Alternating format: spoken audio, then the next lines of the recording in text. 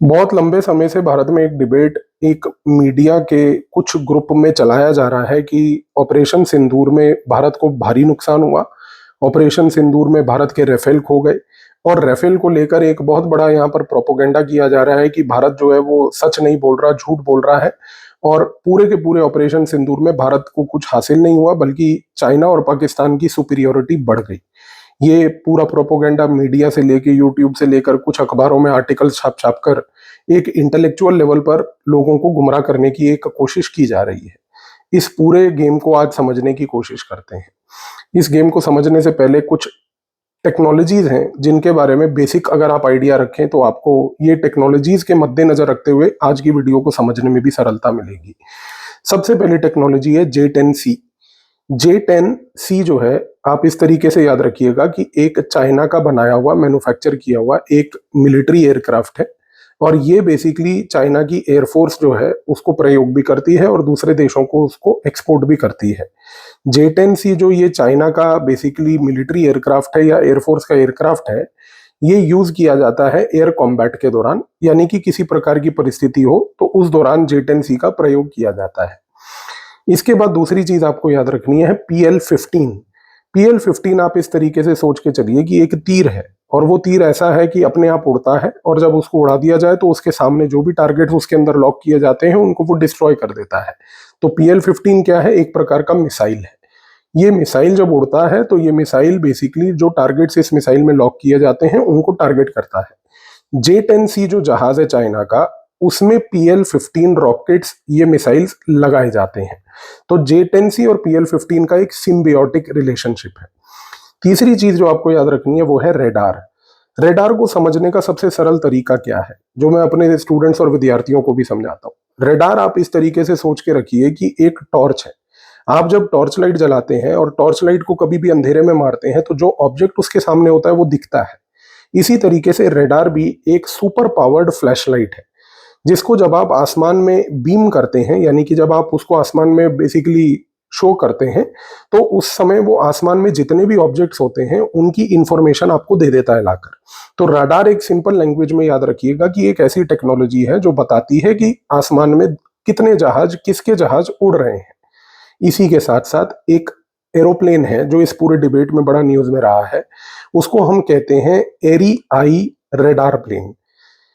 एरी आई radar plane को समझने के लिए आप इस प्रकार से दिमाग में एक इमेज बनाइए कि एक बहुत बड़ी बर्ड है, एक बहुत बड़ी चिड़िया है जिसके ऊपर एक गोल रेडार लगा हुआ है। जब वो चिड़िया हवा में उड़ती है तो वो हवा में उड़ते हुए उस रेडार के तहत बाकी सारी जितनी चिड़ियाएं हवा में उड़ रही हैं उसके बारे में आपको लाके इंफॉर्मेशन देती है। तो एरी आई रेडार क्या है? एक प्रकार का बहुत बड़ा एरोप्लेन है जिसमें बेसिकली एक रेडार फिट होता है जो हवा में उड़ता है और उड़ते हुए जितने भी उस समय हवा में और ऑब्जेक्ट्स होते हैं उनकी भी एक क्लियर पिक्चर बना के आपको देता है। एक शब्द का प्रयोग डिबेट में यहां पर हुआ, किल चेन। किल चेन का मतलब होता है इस प्रकार के कुछ कदम जिसके तहत एक कंबाइंड टीम वर्क की वजह से आप किसी दूसरे एडवर्सरी को डेसिमेट कर सकते हो। जैसे कि एक राफेल जहाज है, उस राफेल जहाज के अगर ऑब्जर्व करना है तो उसके लिए एक एरियाई रेडार प्लेन है। एरियाई रेडार प्लेन के तहत आपने राफेल को बेसिकली डिटेक्ट किया और डिटेक्ट करने के बाद आपने उसको रेडार से टेस्ट किया कि हाँ, रेडार में भी वो इमेज आई कि ये एक राफेल ही उड़ रहा है। तो ये जो 3 कदम उठाए गए कि एक एरियाई के तहत आपने राफेल को देखा, फिर आपने राफेल को ऑब्जर्व किया और रेडार से भी वेरीफाई किया, इसको किल चेन कहते हैं। इसमें और भी बहुत सारे कदम होते हैं, हमें उनमें जाने की आवश्यकता नहीं। आखिर में एक शब्द याद रखिएगा, स्पेक्ट्रा। स्पेक्ट्रा आप इस तरीके से याद रखिए कि ये एक सूट है। आयरन मैन का जो सूट होता है ना, उस प्रकार का एक सूट है जो राफेल जहाज के ऊपर चढ़ाया जाता है। ये सूट इस प्रकार का बना हुआ है कि अगर राफेल जहाज के ऊपर ये स्पेक्ट्रा सूट पहना दिया जाए तो वो राफेल को दूसरे एनिमीज जो हैं उनसे बचाता है। क्योंकि होता क्या है कि जो स्पेक्ट्रा है उसके अंदर एक ऐसी टेक्नोलॉजी है कि जब भी कोई एनिमी का रेडार अगर मान लीजिए कि राफेल को डिटेक्ट करता है तो राफेल के अंदर ये स्पेक्ट्रा सिस्टम जो है बीप करना शुरू कर देता है। इसके बीप करने से क्या होता है कि स्पेक्ट्रा जो है अपने उस रेडार में जहां पर वो डिटेक्ट हुआ है उसको कंफ्यूजन के सिग्नल्स देता है। और यदि अगर मान लीजिए कोई मिसाइल या कोई जहाज उसके आसपास आने वाला हो तो स्पेक्ट्रा बीप करके राफेल के पायलट को ये बताता है कि आपके आसपास एक जहाज आ रहा है। और फिर स्पेक्ट्रा ऑटोमेटिकली फायर करता है फ्लेयर्स, जिससे कि आपका जो एनिमी सामने आ रहा है वो डर जाए। अब ये जो शब्द मैंने आपको बताए, खास करके J10C, PL-15, रेडार, एरियाई, रेडार प्लेन, किल चेन और खास करके स्पेक्ट्रा, ये जरूर याद रखिएगा क्योंकि सारा खेल इसी के पीछे है। अब समझते हैं गेम क्या है। चाइना आज की डेट में J10C एयरक्राफ्ट को मैन्युफैक्चर करती है, PL-15 मिसाइल को भी बनाती है। चाइना एक डिफेंस मैन्युफैक्चरर है, उसका कंपटीशन भारत के साथ है। जाहिर सी बात है कि इस कंपटीशन में, क्योंकि चाइना एक डिफेंस मैन्युफैक्चरर है, वो चाहती है कि उसके जो ये वेपन्स बन रहे हैं, ये इंस्ट्रूमेंट्स बन रहे हैं डिफेंस लेवल पर, इनकी सेल बाहर दूसरे देशों में भी हो। अब चाइनीज लैंग्वेज में वो आप कम्युनिकेट नहीं कर सकते, तो चाइना की आज की डेट में इंग्लिश स्पीकिंग जितनी भी मीडिया है, जितने मीडिया हाउसेज हैं, उनके साथ उनके टाई अप्स हैं। फॉर एग्जाम्पल, जैसे टेलीग्राफ करके एक अखबार आता है, एक मीडिया हाउस है, उसके बहुत सारे चैनल्स भी हैं, उसके साथ चाइना का एक टाई अप है। ब्लूमबर्ग करके एक, आपने सुना होगा कि एक मीडिया हाउस है, उसके साथ चाइना का टाई अप है। और ये सारे टाई अप्स जो हैं, ये चाइना के अंदर, चाइना की जो ग्लोबल टाइम्स और जिनुआ है, ये जिनुआ और ग्लोबल टाइम्स जो चाइना की स्टेट कंट्रोल्ड मीडिया है, ये मेंटेन करके रखती है। अब हुआ क्या है कि चाइना बड़े लंबे समय से एयर शोज कर रही है, एयर एक्सपोज कर रही है, और इन एयर एक्सपोज और एयर शोज में J10C को और PL-15 को पहली बात तो ये शो करती है। जब ये वहां पर उनको शो करती है, एक एयर शो में दिखा दिया कि किस तरीके से J10C उड़ रहा है एटसेट्रा। इसके बाद क्या करती है चाइना कि वो बड़ी सारी एग्जैजरेटेड रिपोर्ट्स प्रिपेयर करती है। इन रिपोर्ट्स में वो दिखाती है कि देखिए J10C की ये सुपीरियोरिटी है, वो डॉग फाइट में हरा देगा, ये कर देगा। और फिर वो बार बार हाईलाइट करती है कि J10C इसलिए फायदेमंद है, एक हमारा एयरक्राफ्ट फाइटर जेट, क्योंकि J10C फाइटर जेट जो है वो लो कॉस्ट है। तो चीन का उद्देश्य क्या है? वो पहले तो मीडिया हाउसेस के साथ संपर्क साधती है, फिर वो एयर शो करती है, टेक्नोलॉजी को दिखाती है, एग्जैजरेटेड रिपोर्ट प्रिपेयर करती है। इस रिपोर्ट के तहत बोलती है कि ये हमारा लो कॉस्ट प्रोडक्ट है। उद्देश्य ये है कि आप किसी दूसरे देश से वही फाइटर जेट ना खरीदें। आप अमेरिका का फाइटर जेट मत लें, आप रूस का फाइटर जेट मत लें, आप जो है फ्रांस का फाइटर जेट मत लें। आप सस्ता चाइनीज आइटम खरीदें, जो चल गया तो चल गया, वरना आप देख लीजिए। तो इस प्रकार से चाइना पहली बात तो एक नैरेटिव क्रिएट करती है। अब सबसे बड़ी बात क्या है कि जब अभी ऑपरेशन सिंदूर हुआ, इस ऑपरेशन सिंदूर के दौरान चाइना की तरफ से एक मीडिया वॉर बहुत अग्रेसिव लेवल पर खेली गई। इस मीडिया वॉर का ऑब्जेक्टिव था कि एक फैंटम विक्ट्री क्रिएट की जाए। ये फैंटम विक्ट्री और मीडिया वॉर में चाइना ने क्या किया, इस गेम को समझिए। इस गेम में चाइना ने सबसे पहले इंफॉर्मेशन को ले जाकर पब्लिक तक पहुंचाने का कार्य किया, और ये पब्लिक तक पहुंचाने का कार्य इस तरीके से किया कि इस इंफॉर्मेशन से पहली बात तो पब्लिक की ओपिनियन बने। अब ओपिनियन बनाने के लिए यहां पर गौर कीजिए कि चाइना का उद्देश्य ये था कि किसी भी तरीके से वो इंफॉर्मेशन को इस प्रकार लेके जाए लोगों तक, ताकि वो लोग टारगेट हों जिनको मिलिट्री के बारे में नॉलेज नहीं है। आज एक आम जनता जो है, आपके और मेरे जैसे जो लोग हैं, हम लोग कोई मिलिट्री एक्सपर्ट्स नहीं है। हमें फाइटर जेट हो गया, रेडार हो गया, इनके बेसिक्स जरूर समझ आ सकते हैं, लेकिन इनके अंदर की टेक्नोलॉजिकल एस्पेक्ट्स को हम नहीं समझ सकते अनलेस हमने उसको लेकर एक गहरा एनालिसिस और गहरी स्टडी की है। चाइना का ऑब्जेक्टिव ये है कि पहले तो उन लोगों को टारगेट किया जाए जो बेसिकली पब्लिक ओपिनियन शेप करते हैं, यानी कि वो लोग जो आम जनता है, जिसको पहली बात तो मिलिट्री के टेक्नोलॉजी के बारे में नॉलेज नहीं है। अब ऑपरेशन सिंदूर के दौरान चाइना ने इस टैक्टिक का प्रयोग किया। चाइना ने टेलीग्राफ में एक स्टोरी को मैन्युफैक्चर करके वहां पर बेसिकली एक स्टोरी प्रोपोगेट करवाई, और उसका प्रोपोगेंडा लेकर भारत में बहुत सारे सेल्फ प्रोक्लेम्ड स्ट्रेटेजिक और डिफेंस एक्सपर्ट्स जो अपने आप को कहते हैं, उन्होंने उस रिपोर्ट का बहुत गहरा एनालिसिस करते हुए लोगों के अंदर एक पब्लिक ओपिनियन शेप करने की कोशिश करी। टेलीग्राफ की रिपोर्ट अगर आप आज भी जाते हैं ना, तो आपको गूगल पे इस मोमेंट पे वो रिपोर्ट मिल जाएगी। मैं चाहता हूं कि जो भी ये बंदा वीडियो देख रहा है, उस रिपोर्ट को जरूर पढ़िएगा। उस रिपोर्ट में इन्होंने क्या लिखा? उस रिपोर्ट में सबसे पहले इन्होंने बताया कि कैसे चाइना का जो J10C है, जो ऑपरेशन सिंदूर के दौरान भारत के राफेल के सामने लड़ रहा था, उसमें एक PL-15 मिसाइल लगा था। और किस तरीके से, पहली बात तो उस PL-15 मिसाइल ने आर्टिफिशियल इंटेलिजेंस टेक्नोलॉजी का प्रयोग करके राफेल को पूरे के पूरे ट्रैक किया। ये मैं नहीं बोल रहा हूं, ये चाइना ने टेलीग्राफ की उस रिपोर्ट में लिखवाया है कि PL-15 मिसाइल जो है वो AI से प्रयोग होता हुआ AI के थ्रू उसने राफेल को आइडेंटिफाई किया। सबसे पहली बात, ये जब आप पॉइंट लिखते हैं, इसके पीछे का अगर आप एनालिसिस करके देखें तो ये चीज मत भूलिएगा कि PL-15 AI पावर्ड है ही नहीं। रियलिटी ये है कि PL-15 जो है उसमें सबसे पहली बात AI की टेक्नोलॉजी एप्लीकेबल ही नहीं है। वो बेसिकली आज की डेट में पहली बात तो रेडार्स के थ्रू ही चलता है।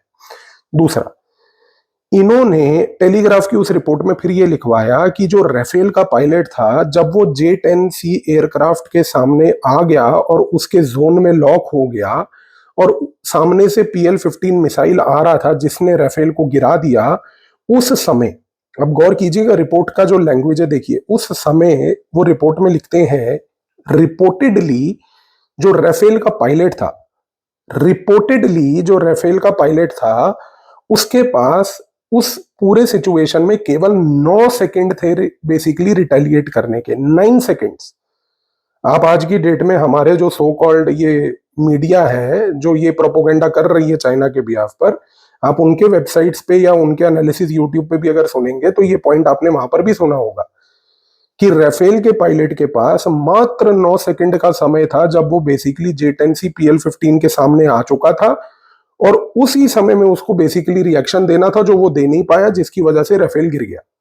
आप मुझे एक बात बताइए, एक कॉमन सेंस से, आज एक J-10C के अंदर बैठा हुआ पायलट, पहली बात तो वो कैसे कैलकुलेट कर सकता है कि मेरे सामने जो राफेल है उस राफेल के पायलट का रिएक्शन टाइम 9 सेकंड है। ये आपने 9 सेकंड की थ्योरी कहां से निकाली सर? 9 सेकंड का टाइम ये सिर्फ राफेल का पायलट ही बता सकता है कि मैं जब सामने था मेरे J-10C तो मेरे पास रिएक्शन टाइम था उस समय क्या, 9 सेकंड का। क्या राफेल के पायलट ने ये बात बोली? नहीं। ये बात कौन बोल रहा है? अब आप ये चीज को समझिए दोस्तों, ये है असली गेम प्रोपोगेंडा का। और यहां पर जब ये बात चाइना लिखवा रहा है टेलीग्राफ की रिपोर्ट में, तो मैंने एक शब्द 2 बार गौर करके बोला वीडियो में, अगर आपने उस पर इंपॉर्टेंस दिया हो, रिपोर्टेडली। इस तरीके से एक प्लॉजिबल डिनाइबिलिटी हो जाती है, रिपोर्टेडली। हमें कहीं से रिपोर्ट मिली है, इस शब्द का ये मतलब है। लेकिन अब आप देखिए कि ये जो शब्दों का खेल है, रिपोर्टेडली, ये जो शब्दों का खेल है, unconfirmed reports suggest that pilot had a reaction time of 9 seconds. Sir, unconfirmed reports suggest, और वो आप एक मीडिया हाउस में, एक ऑफिशियल मीडिया का प्रोपोगेंडा बनाकर उसको छाप रहे हो। आप सोच के देखिए, चाइना की साइकी को और इस गेम को समझिए यहां पर। खैर, ये पॉइंट याद रखिएगा कि 9 सेकंड का इन्होंने ये दूसरा शगुफा छोड़ा। इसके बाद तीसरी चीज क्या हुई? तीसरी चीज ये हुई कि ग्लोबल टाइम्स ने उसके बाद अपने वहां पर चाइना में भी आर्टिकल्स लिखे। उन आर्टिकल्स में एक शब्द का बार बार प्रयोग किया कि भारत जो है वो एक स्काई ट्रैप डोमिनेंस में आ चुका है। स्काई ट्रैप डोमिनेंस का मतलब ये था कि चाइना उस रिपोर्ट में लिखवा रहा था, जो कि फिर भारत के कुछ चंद पेड मीडिया वर्ग जो चाइना के पेरोल पे चलते हैं उन्होंने इस चीज का प्रोपोगेंडा किया। वो ये लिखवाने की कोशिश कर रहा था कि भाई आज एनोनिमस डिफेंस सोर्सेज हमें बताते हैं और वो ये कहते हैं कि इंडिया जो है डिलिबरेटली एक स्ट्रेटेजिक साइलेंस मेंटेन कर रहा है राफेल को लेके। फिर शब्द पे गौर कीजिए, एनोनिमस डिफेंस सोर्सेज। कौन होते हैं ये लोग? एनोनिमस फेसलेस डिफेंस सोर्सेज आपको बता रहे हैं कि भारत जो है राफेल के मुद्दे को लेके एक स्ट्रेटेजिक साइलेंस मेंटेन कर रहा है। शब्दों पे अगर आप गौर करें और अगर आप एक एजुकेटेड व्यक्ति हैं तो ये 2 रुपल्ली के जो मीडिया हाउसेस यहां पर भारत में खड़े होकर ये जो प्रोपोगेंडा कर रहे हैं ना, उनका काम तो छोड़ दीजिए, वो तो बिकाऊ एजेंट्स हैं। लेकिन एक पढ़ा लिखा व्यक्ति इन पॉइंट्स को असर्टन करके आइडेंटिफाई कर सकता है कि किस प्रकार से शब्दों के खेल से reportedly word, unconfirmed sources tell us, इसके साथ साथ ये तीसरा शब्द का जो प्रयोग किया गया anonymous defence sources tell us, इस प्रकार से ये नरेटिव बनाया गया। खैर, फिर चाइना यहीं नहीं रुका। चाइना ने इसके बाद सोशल मीडिया पे जाकर हैशटैग शुरू करे, Rafale down hashtag, Indian air force grounded hashtag. इसके बाद इन्होंने ये बोला कि भाई आज की डेट में J-10 डोमिनेंस हैशटैग। तो ये जो हैशटैग लेवल पर किया, इसके साथ साथ उद्देश्य ये था कि लोगों के प्रति, भारत की जो नॉन मिलिट्री नॉर्मल जनता है उसके प्रतीक माइंड में एक वॉर खेली जाए और ये पॉइंट बोला जाए कि भाई आपका जो एक इतना महंगा राफेल था, ये सबसे एक्सपेंसिव जेट जो है आपके पास आपकी एयरफोर्स में, ये सिर्फ एक कबाड़ का टुकड़ा है, ये कबाड़ के सिवाय कुछ नहीं है। और सबसे बड़ी ब्यूटी देखिए, इस पूरे गेम के पीछे जो इनका ऑब्जेक्टिव है वो क्या है? ऑब्जेक्टिव दो है। सबसे पहला ऑब्जेक्टिव यहां पर ये है कि चाइना इस राफेल के मुद्दे को डेलिबरेटली मैन्युफैक्चर करके चंद मीडिया हाउसेस के थ्रू ये नरेटिव चलवा के, टेलीग्राफ में आर्टिकल लिखवा के, भारत के सेल्फ प्रोक्लेम्ड विशेषज्ञों से डिस्कशनें करवा के, इन्होंने लोगों के माइंड में एक साइकोलॉजिकल डिलेमा पहली बात तो पैदा कर दिया। और आज इस डिलेमा की वजह से लोगों के मन में एक आशंका पैदा हो गई कि क्या हमारी एयरफोर्स भारत के नागरिकों को प्रोटेक्ट करने की कैपेबिलिटी रखती भी है या नहीं रखती। ये जो गेम खेला है चाइना ने साइकोलॉजिकल लेवल पर, जिसके तहत आपके देश के लोगों के अंदर एक डिलेमा पैदा करना, और वो डिलेमा ये कि भाई क्या आपकी एयरफोर्स सक्षम है या नहीं है। इस खेल में नंबर वन चाइना काफी आगे बढ़ गया। दूसरा, आज इस प्रकार के एजेंडा के थ्रू, इस प्रकार के नरेटिव्स के थ्रू, इस प्रकार का ये जो भारत में डिस्कशन और डिबेट करवाया, इसके थ्रू मैसेज दिया गया चाइना ने सबसे इंपॉर्टेंटली इंडोनेशिया को, वियतनाम को, इजिप्ट को, और सबसे इंपॉर्टेंटली यूनाइटेड अरब एमिरेट्स को, क्योंकि ये सारे वो देश हैं जिनके पास राफेल है। और इनको इनडायरेक्टली एक चाइना ने इस प्रोपोगेंडा के थ्रू मैसेज दिया कि देखिए आपके पास राफेल है, लेकिन वो राफेल एक कबाड़ का टुकड़ा है, वो राफेल का कोई ऑब्जेक्टिव नहीं है। क्यों? क्योंकि रिपोर्टेडली हमें राफेल के बारे में ये पता चला है, अनकन्फर्म्ड रिपोर्ट्स हमें बताती हैं राफेल के बारे में ये पता चला है, और एनोनिमस डिफेंस सोर्सेज हमें बताते हैं। तीन शब्दों से चाइना का पूरा प्रोपोगेंडा जो टेलीग्राफ में किया उसने, वो पकड़ा गया है।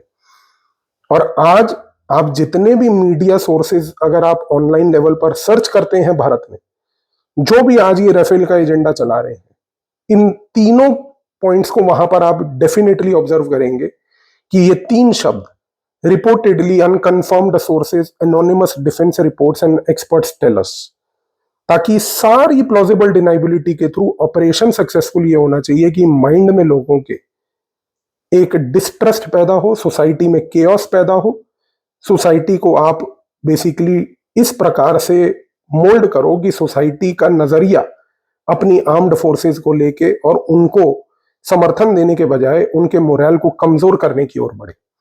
इसी रीजन से चाइना की जो प्लेबुक है, अगर आप उस प्लेबुक के पॉइंट को समझें तो प्लेबुक का पॉइंट ये है कि you don't need to win the war, you only need to tell the world you have won the war. आपको लड़ाई जीतनी नहीं है, आपको सिर्फ दूसरों को सिर्फ ये बता देना है कि हमने लड़ाई जीत ली, और दूसरा मान जाएगा कि हमने जीत ली। ये है पूरा एजेंडा राफेल का। आई होप कि इस वीडियो के बाद नेक्स्ट टाइम आप जैसे जागरूक लोग पहली बात तो इस प्रोपोगेंडा में नहीं पड़ेंगे, और दूसरा कभी अगली बार ये प्रकार का प्रोपोगेंडा अगर आपके सामने बम्बार्ड भी होता है ना, शब्दों पे गौर कीजिएगा, शब्दों पे, reportedly, unconfirmed reports, anonymous defence sources, ये तीन शब्दों से चाइना ने अपनी मिट्टी पलीत तो कर ली, लेकिन फर्क कुछ नहीं पड़ता है। हमारे देश के सारे लोग एक हैं, हम लोग सब साथ हैं, और इस समय डिबेट ये होना चाहिए, फिर मैं वही कहूंगा कि पाकिस्तान इलीगली ऑक्यूपाइड कश्मीर कब लौटाएगा, क्योंकि सारा डिबेट वो है। डिबेट को गुमराह करके ये जो नैरेटिव और एजेंडा बिल्डिंग की गई, इससे कोर पॉइंट कभी चेंज नहीं होगा। धन्यवाद।